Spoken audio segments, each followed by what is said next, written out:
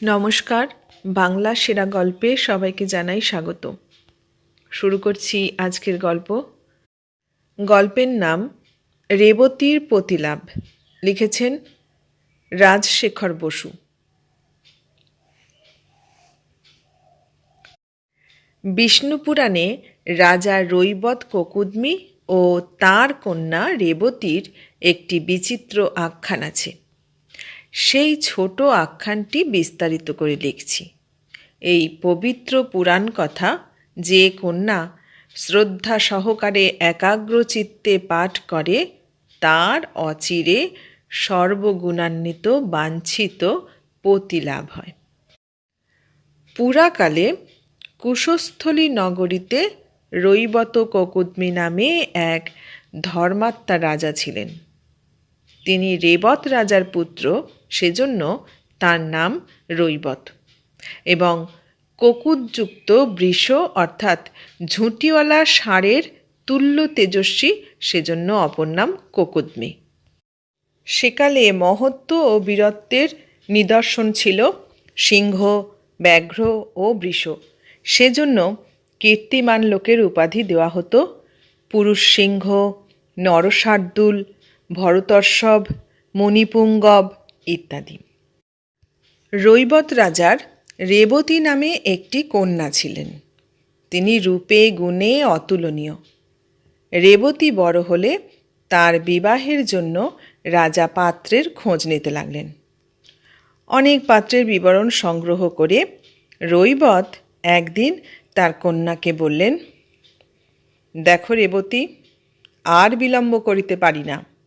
তোমার বয়স ক্রমেই বেড়ে যাচ্ছে। তুমি অত খুঁত ধরলে বরই জুটবে না। আমি বলি কি, তুমি কাশীরাজ তুন্দবর্ধনকে বিবাহ করো। রেবতী ঠোঁট কুঁচকে বললেন, অত্যন্ত মোটা আর অনেক স্ত্রী, আমি সতীনের ঘর করতে পারবো না। রাজা বললেন, তবে গান্ধারপতি গণ্ডবিক্রমকে বিবাহ করো, তাঁর স্ত্রী বেশি নেই। গণ্ডমূর্খ আর অনেক বয়স। আচ্ছা, ত্রিগর্ত দেশের যুবরাজ করম্বকে কেমন মনে হয়? কাঠির মতন রোগা।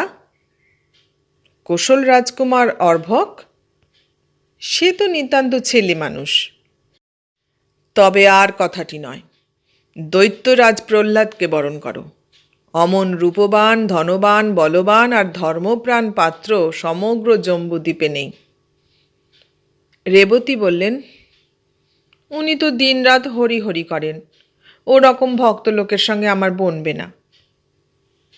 রৈবত হতাশ হয়ে বললেন, তবে তুমি নিজেই একটা পছন্দ মতন স্বামী জুটিয়ে নাও। যদি চাও তো স্বয়ংবরের আয়োজন করতে পারি। যাকে মনে ধরবে তার গলায় মালা দিও। কার গলায় দেব? সব সমান অপদার্থ। এমন সময় দেবর্ষি নারদ সেখানে উপস্থিত হলেন। যথাবিধি পূজা গ্রহণ করে কুশল প্রশ্নের পর নারদ বললেন, তোমরা পিতা পুত্রীতে কিসের বাদানুবাদ করছিলে? রৈবত উত্তর দিলেন, আর বলবেন না দেবর্ষি, এখনকার মেয়েরা অত্যন্ত অবুঝ হয়েছে, কিছুতেই বর মনে ধরে না। আমি অনেক চেষ্টায় 5টি ভালো ভালো পাত্রের সন্ধান পেয়েছি, কিন্তু রেবতী কাকেও পছন্দ করছে না। স্বয়ংবরা হতেও চায় না, বলছে সব অপদার্থ। আপনি যা হয় একটা ব্যবস্থা করুন। নারদ বললেন, রেবতী নিতান্ত অন্যায় কথা বলেনি। আজকাল রূপে গুণে উত্তম পাত্র পাওয়া দুরূহ। চেহারা দেখে আর খবর নিয়ে স্বভাব চরিত্র জানা যায় না। এক কাজ করো, প্রজাপতি ব্রহ্মাকে ধরো, তিনি রেবতীর বর স্থির করে দেবেন। রাজা বললেন, ব্রহ্মার নির্বাচিত বরও হয়তো রেবতীর মনে ধরবে না। নারদ বললেন, না ধরবে কেন? আমাদের পিতামহ বিরিঞ্চি সর্বজ্ঞ, তাঁর নির্বাচনে ভুল হবে না। আর তোমার কন্যারও তো কোনো বিশেষ পুরুষের উপর টান নেই, আছে নাকি রেবতী? রেবতী ঘাড় নেড়ে জানালেন যে নেই।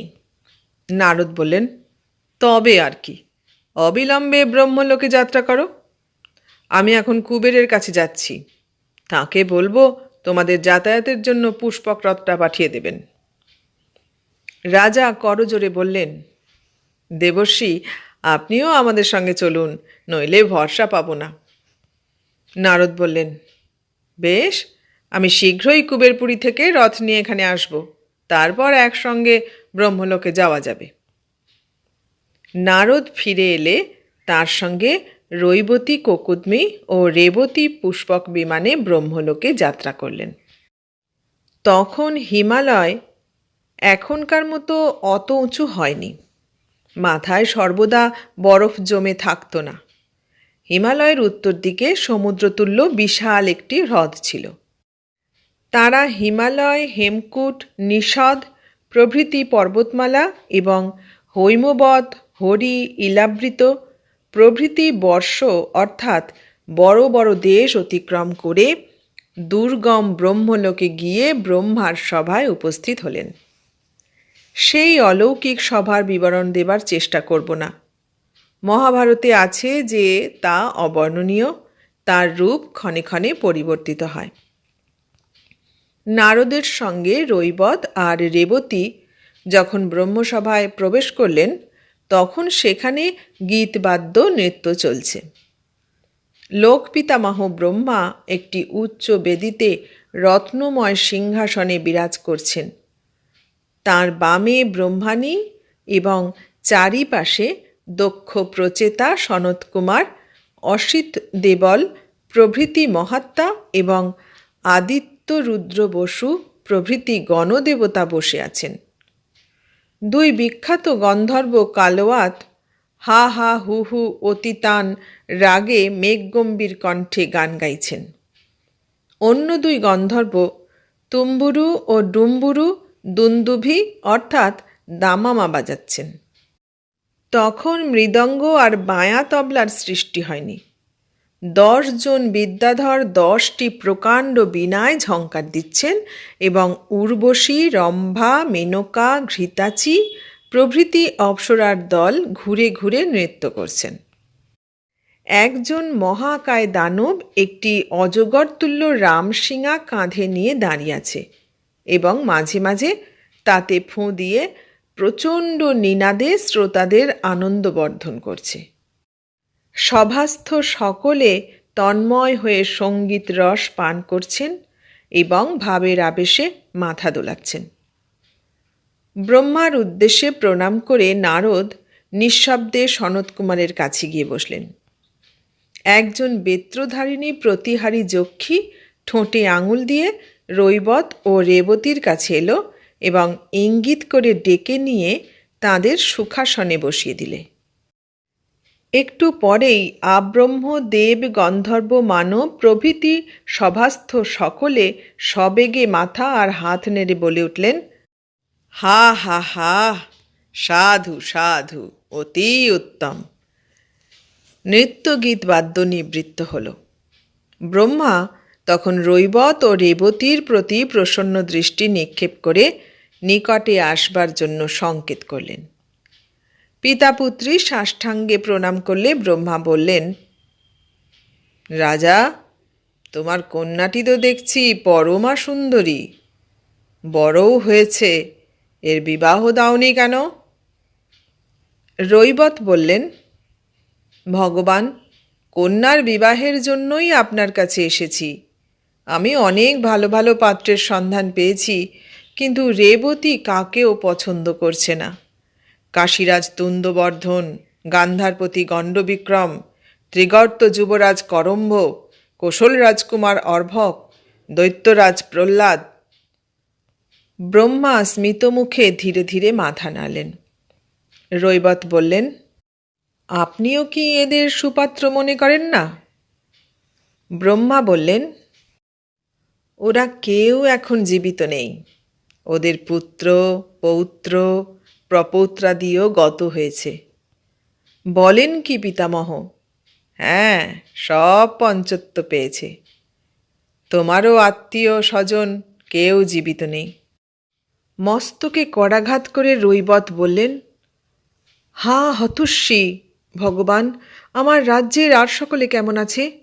মুখ্যমন্ত্রীর তত্ত্বাবধানে সমস্ত রেখে আপনার চরণ দর্শনে এসেছি। এর মধ্যে অকস্মাৎ কোন দুর্বিপাকে আমার আত্মীয়বর্গ বিনষ্ট হল? আমার কোন পাপের এই পরিণাম? ব্রহ্মা বললেন, মহারাজ, শান্ত হও। অকস্মাৎ বা তোমার পাপের ফলে কিছুই হয়নি। যথাবিধি কালবশে ঘটেছে।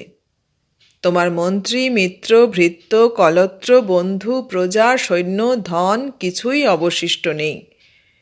কেবল তুমি আর তোমার কন্যা আছো। আকুল হয়ে রৈবত বললেন, কিছুই বুঝতে পারছি না প্রভু, আমি কি স্বপ্ন দেখছি? ব্রহ্মা সহাস্যে বললেন, স্বপ্ন নয়, সবই সত্য। আমি তোমাকে বুঝিয়ে দিচ্ছি। জানো তো, আমার এক অহোরাত্র হচ্ছে মানুষের ৮৬৪ কোটি বৎসর। আচ্ছা, তুমি এই সভায় কতক্ষণ এসেছ? রৈবত একটু ভেবে বললেন, বেশিক্ষণ নয়, সওয়াদণ্ড হবে। ব্রহ্মা বললেন, গণনা করে বলো তো, আমার এই ব্রহ্মসভায় সওয়াদণ্ডে নরলোকের কত বৎসর হয়? মাথা চুলকে রৈবত বললেন, ভগবান, আমি গণিতশাস্ত্রে চিরকালই কাঁচা। দেবর্ষি নারদ যদি কৃপা করে অঙ্কটি কষে দেন। নারদ বললেন, হরে মুরারে, অঙ্ক টঙ্ক আমার আসে না। ও হলো নিজ গ্রহ বিগ্রহের কাজ। রেবতী, তুমি তো শুনেছি খুব বিদুষী, নানা বিদ্যা জানো, বলো না কত হয়? রেবতী বললেন, পিতামহ ব্রহ্মার এক অহোরাত্রে অর্থাৎ ২৪ ঘণ্টায় যদি মানুষের ৮৬৪ কোটি বৎসর হয়, তবে সওয়াদণ্ডে অর্থাৎ আধ ঘণ্টায় কত বৎসর হবে? এই তো, তা হলো গিয়ে ১৮ কোটি বৎসর। ভগবান, ভুল হয়নি তো? ব্রহ্মা বললেন, না না, ঠিক হয়েছে। মহারাজ, বুঝতে পারলে? তুমি যতক্ষণ এখানে সঙ্গীত শুনছিলে, ততক্ষণে নরলোকে ১৮ কোটি বৎসর কেটে গেছে। তোমরা সত্যযুগের গোড়ায় এসেছিলে, তারপর বহু চতুর্যুগ অতিক্রান্ত হয়েছে। এখন যে চতুর্যুগ চলছে, তারও সত্য ত্রেতা গত হয়েছে, দাপরও গত প্রায়, কলিযুগ আসন্ন। শোকে অবসন্ন হয়ে রৈবত বললেন, ভগবান, আমার গতি কি হবে? ব্রহ্মা উত্তর দিলেন, কি আবার হবে?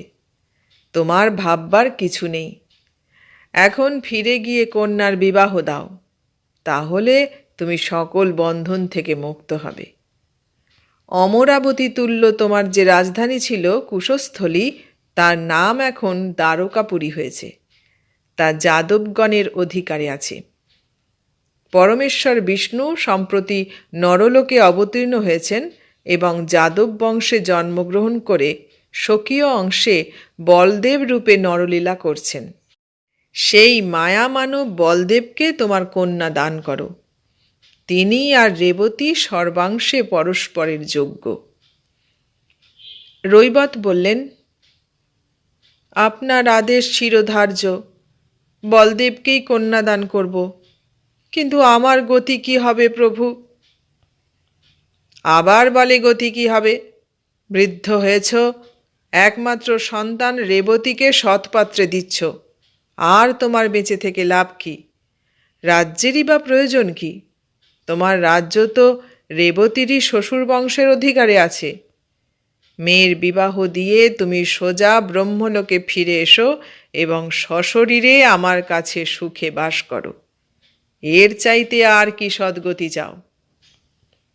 রৈবত বললেন, তাই হবে প্রভু, কিন্তু দেবর্ষি নারদও আমার সঙ্গে মর্তলোকে চলুন, আমি বড় অসহায় বোধ করছি।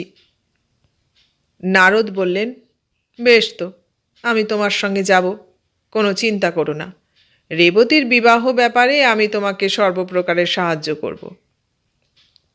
ফেরবার সময় রৈবত ও রেবতী আকাশ থেকে দেখলেন হিমালয়ের উত্তরে যেখানে নিম্নভূমি ছিল সেখানে অত্যুচ্চ মালভূমির উদ্ভব হয়েছে।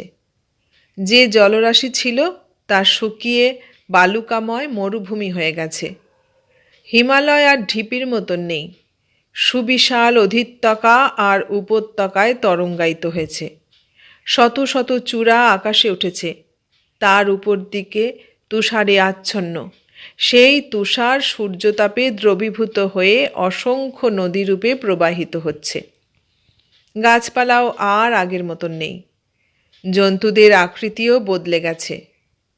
নারদ বুঝিয়ে দিলেন যে বিগত 18 কোটি বৎসরে ধীরে ধীরে এইসব প্রাকৃতিক পরিবর্তন ঘটেছে। পুষ্পক রথ যখন রৈবত ককুদ্মির ভূতপূর্ব রাজ্যের নিকটে এলো, তখন নারদ বললেন, মহারাজ, লোকালয়ে নেমে কাজ নেই। লোকে তোমাদের রাক্ষস মনে করে গোলযোগ বাঁধাতে পারে। রৈবত আশ্চর্য হয়ে প্রশ্ন করলেন, রাক্ষস মনে করবে কেন? কালক্রমে মানুষের বুদ্ধিও কি লোপ পেয়েছে? নারদ বললেন, আমাকে দেখে কিছু বলবে না, কারণ আমার অনিমা প্রভৃতির যজ্ঞৈশ্বর্য আছে। ইচ্ছামতো লম্বা কিংবা বেঁটে হয়ে জনসাধারণের সঙ্গে নিজেকে খাপ খাওয়াতে পারি, কিন্তু তোমাদের তো সে শক্তি নেই। কিছুই বুঝতে পারছি না দেবর্ষি, আবার কি নূতন সংকট উপস্থিত হলো? নূতন কিছুই হয়নি, সবই যুগ পরিবর্তনের ফল। তোমরা সত্যযুগের গোড়ায় জন্মেছ। যুগ লক্ষণ অনুসারে তুমি লম্বায় 21 হাত। মেয়েরা পুরুষের চেয়ে একটু খাটো হয়, তাই রেবতী 19 হাত লম্বা, কিন্তু ও এখনো ছেলে মানুষ, পরে আরও আধ হাত বাড়বে। আপনি কি যা তা বলছেন? আমার এই রাজদণ্ডটি ঠিক 1 হাত। এই দিয়ে আমাকে মেপে দেখুন না, আমি লম্বায় বড়জোর 4 হাত হব। তোমার হাতের মাপে তাই হতে পারে বটে, কিন্তু সে মাপ ধরছি না। কলিযুগে মানুষের হাতের যে মাপ, সকল শাস্ত্রে তাই প্রামাণিক গণ্য হয়। সেই কলিযুগীয় মাপে তুমি 21 হাত আর রেবতী 19 হাত লম্বা। তাহলেই বা ক্ষতি কি? সত্যযুগে মানুষ যেমন 21 হাত লম্বা, তেমনি ত্রেতায় 14 হাত, দাপরে 7 হাত, কলিতে 3.5 হাত। এখন নরলোকে দাপরের অন্তিম দশা। কলিযুগ আসন্ন, সেজন্য মানুষ খাটো হতে হতে 4 হাতে দাঁড়িয়েছে, বড়জোর 4.25 হাত। এখানকার বেঁটে লোকেরা যদি সহসা তোমাদের দেখে, তবে রাক্ষস মনে করে ইট পাথর ছুঁড়বে। বিবাহের পূর্বে এরকম গোলযোগ হওয়া কি ভালো? আমাদের কি কর্তব্য আপনিই বলুন। নারদ বললেন, নিচে ওই পাহাড়টা চিনতে পারছো? রৈবত বললেন, হ্যাঁ হ্যাঁ, খুব পারছি। ও তো আমারই প্রমোদগিরি। ওর উপরে নিচে অনেক উপবন আছে। রেবতী ওখানে বেড়াতে ভালোবাসে। রাজা, তুমি কীর্তিমান। 18 কোটি বৎসর অতীত হয়েছে, তথাপি লোকে তোমাকে ভোলেনি। তোমার নাম অনুসারে ওই পর্বতের নাম দিয়েছে রৈবতক। ওখানেই রথ নামানো হোক। রেবতীর বিবাহ পর্যন্ত তুমি ওখানে গোপনে বাস করো। একটু উত্তেজিত হয়ে রৈবত বললেন, লুকিয়ে থাকবো কার ভয়ে? এ তো আমারই রাজ্য। আর আপনি তো বলেছেন এখানকার মানুষ অত্যন্ত ক্ষুদ্রকায়। আমি একাই সকলকে জমালয়ে পাঠিয়ে নিজ রাজ্যের অধিকার করব। নারদ বললেন, মহারাজ রৈবত ককুদ্মি, তুমি সার্থক নামা। একগুঁয়ে ষাঁড়ের মতন কথা বলছো। তোমার বুদ্ধিভ্রংশ হয়েছে। সকলকে মেরে ফেললে কাকে নিয়ে রাজত্ব করবে? তোমার ভাবি জামাতার বংশ ধ্বংস হলে রেবতীর বিবাহ কি করে হবে? ও সব কুবুদ্ধি ত্যাগ করো। রৈবত বললেন, আমার মাথার মধ্যে সব গুলিয়ে যাচ্ছে। আপনি যা আজ্ঞা করবেন তাই পালন করব। ইন্দ্রের দিব্য বিমানের একজন সারথি আছে, মাতুলি। কুবেরের পুষ্পক রথ আরও উঁচু দরের। সারথির দরকার হয় না। রথটি সচেতন ও জ্ঞানবান, কথা বুঝতে পারে, বলতেও পারে। রামায়ণ উত্তরকাণ্ড দ্রষ্টব্য। নারদ বললেন, বৎস পুষ্পক, তুমি যথাসম্ভব নিম্ন মার্গে ওই রৈবতক পর্বত প্রদক্ষিণ করে ধীরে ধীরে উঠতে থাকো। পুষ্পক যে আজ্ঞে বলে মণ্ডলাকারে চলতে লাগল। 3 ধার প্রদক্ষিণের পর নারদ বললেন, আমার সব দেখা হয়েছে, এইবারে অবতরণ করো। পুষ্পক রথ ভূমি স্পর্শ করে স্থির হল। সকলে নামলে নারদ বললেন, পর্বতের এই পশ্চিম দিকটি বেশ নির্জন, বাসের উপযুক্ত গুহাও আছে। তোমরা এখন এখানেই থাকো। আমি বরের পিতা বসুদেবের কাছে যাচ্ছি। তাকে পিতামহ পদ্মজনী ব্রহ্মার ইচ্ছা জানিয়ে বিবাহের প্রস্তাব করব। তোমরা স্নানাদি সেরে আহার ও বিশ্রাম করো। পিতামহী ব্রহ্মাণী প্রচুর খাদ্য সামগ্রী দিয়েছেন, শয্যাও রথে আছে, সেসব নামিয়ে নাও। আমি রথ নিয়ে যাচ্ছি, শীঘ্রই ফিরে আসব। নারদ চলে গেলেন। স্নান ও আহারের পর রেবতী একটি গুহায় বিছানা পেতে বললেন, পিতা, আপনি বিশ্রাম করুন, আমি একটু বেরিয়ে আসছি। রৈবত বললেন, তা বেড়াও গে, কিন্তু ফিরতে বেশি দেরি করো না যেন। রৈবতকের পাদবর্তী উপবনে বেড়াতে বেড়াতে রেবতী নিজের অদৃষ্টের বিষয় ভাবতে লাগলেন। তার আত্মীয় স্বজনের মধ্যে শুধু পিতা আছেন। বিবাহের পর তিনিও ব্রহ্মলোকে চলে যাবেন। যিনি রেবতীর একমাত্র ভাবী অবলম্বন, সেই বলদেব কেমন লোক? ব্রহ্মা যাকে নির্বাচন করেছেন তিনি কুপাত্র হতে পারেন না, এ বিশ্বাস তাঁর আছে। কিন্তু নারদ যা বলেছেন সে যে বড় ভয়ানক কথা। রেবতী 19 হাত লম্বা, পরে আরও একটু বাড়বেন, কিন্তু তাঁর ভাবী স্বামী বলদেব যুগ ধর্ম অনুসারে নিশ্চয় খুব বেঁটে, বড়জোর 4.25 হাত, অর্থাৎ মানুষের তুলনায় যেমন বেড়াল। এমন বিসদৃশ বেমানান বেয়ারা দম্পতির কথা রেবতী কস্মিন কালে শোনেননি। মাকড়সা জাতির মধ্যে দেখা যায় বটে, স্ত্রীর তুলনায় পুরুষ অত্যন্ত ক্ষুদ্র, কিন্তু তার পরিণাম বড়ই করুণ। মিলনের পরেই স্ত্রী মাকড়সা তার ক্ষুদ্র পতিটিকে ভক্ষণ করে ফেলে। ছি ছি, রেবতীর কপালে কি এই আছে? বরকন্যার এই বিশ্রী বৈষম্যের কথা কি সর্বজ্ঞ ব্রহ্মা আর নারদের খেয়াল হয়নি? দেবতা আর দেবর্ষি হলে কি হবে, দুজনেরই ভীমরতি ধরেছে। রেবতী একটি বকুল গাছে হেলান দিয়ে অনেকক্ষণ ভাবতে লাগলেন। দুঃখে তার কান্না এলো। হঠাৎ পিছন দিকে মৃদু মর্মর শব্দ শুনে তিনি মুখ ফিরিয়ে দেখলেন একটি অতি ক্ষুদ্র মূর্তি হাত জোর করে দাঁড়িয়ে আছে। বর্ষার নূতন মেঘের ন্যায় তার কান্তি, কাঁধ পর্যন্ত ঝোলা গোছা গোছা কালো চুল সরু ফিতের মতন সোনার পটি দিয়ে ঘেরা। তার একপাশে একটি ময়ূরের পালক বাঁকা করে গোঁজা, পরনে বাসন্তী রঙের ধুতি, গায়েও সেই রঙের উত্তরীয়, গলায় আজানুলম্বিত বনমালা। অতি সুশ্রী সুঠাম কিশোর বিগ্রহ। রেবতী আশ্চর্য হয়ে প্রশ্ন করলেন, কে তুমি, মানুষ না পুতুল? সহাস্যে নমস্কার করে সেই অদ্ভুত মূর্তিটি উত্তর দিলে, আমি আপনার আজ্ঞাবহ কিঙ্কর। তোমার নাম কি, পরিচয় কি, কি জন্য এখানে এসেছ? আমার নাম কৃষ্ণ, আমি বসুদেবের পুত্র, বলদেবের অনুজ। আপনি আমার ভাবী জ্যেষ্ঠ ভ্রাতৃজায়া, পূজনীয়া, বধূ ঠাকুরানী, তাই প্রণাম করতে এসেছি। অবজ্ঞা ও কৌতুক মিশ্রিত স্বরে রেবতী বললেন, আমাকে দেখে ভয় করছে না? শুনেছি তোমার দাদা নাকি একটি অবতার, নারায়ণের অংশে জন্মেছে। তুমিও অবতার নাকি? কৃষ্ণ বললেন, আমি অত ভাগ্যবান নই। 10 অবতারের তালিকায় আমার নাম ওঠেনি। এখন আমার বার্তা শুনুন। দেবর্ষি নারদ আমার পিতার কাছে গিয়ে আপনার সঙ্গে বলদেবের বিবাহের প্রস্তাব করেছেন। পিতা পরমানন্দে সম্মত হয়েছেন। কালই বিবাহ। আমার অগ্রজ এখনই আপনার সঙ্গে আলাপ করতে আসবেন।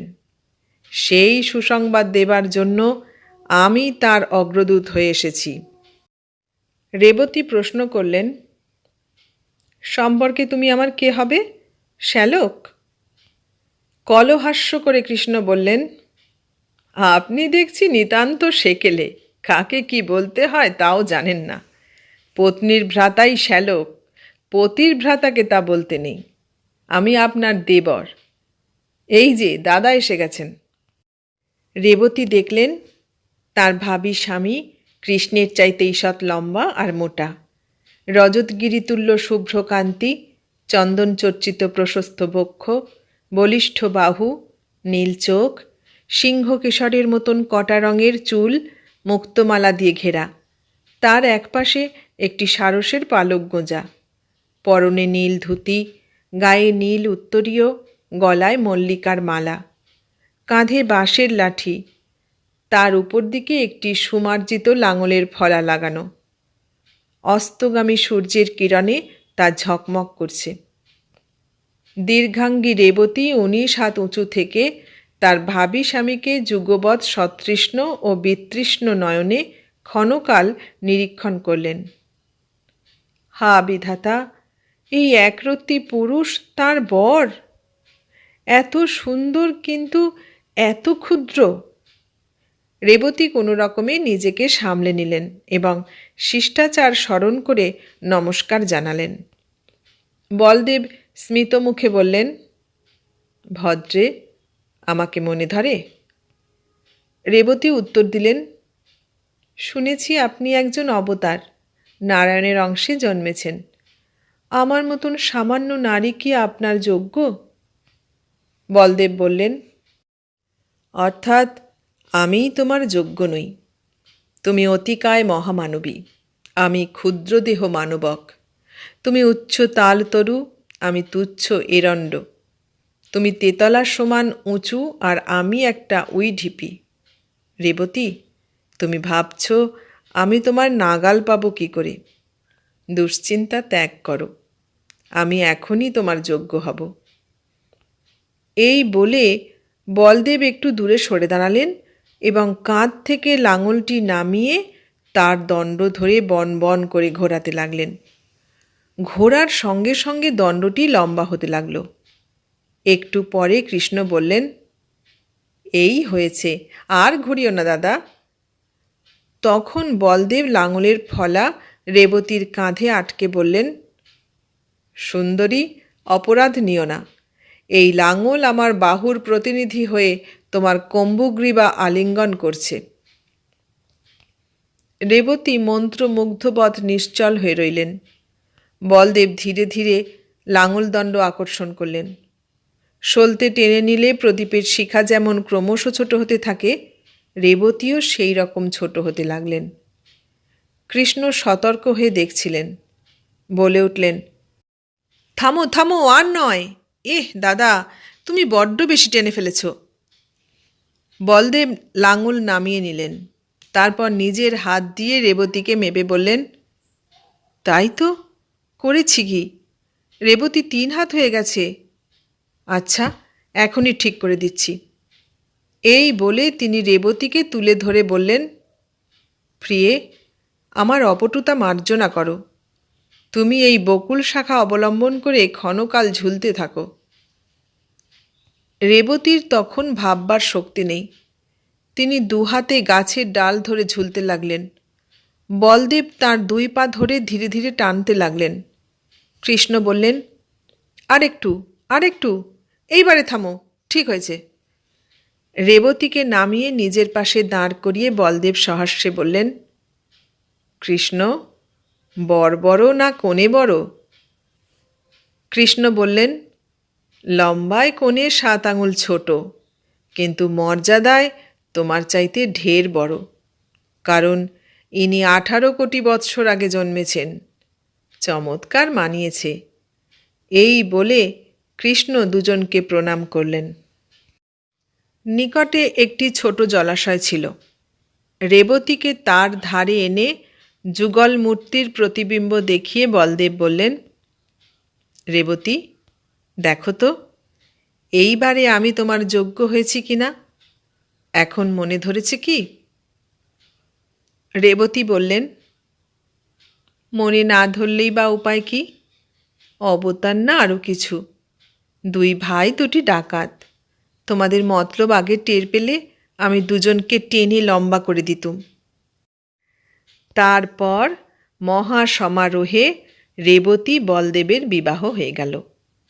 রৈবত ককুদ্মী বরকন্যাকে আশীর্বাদ করে নারদের সঙ্গে ব্রহ্মলোকে প্রস্থান করলেন।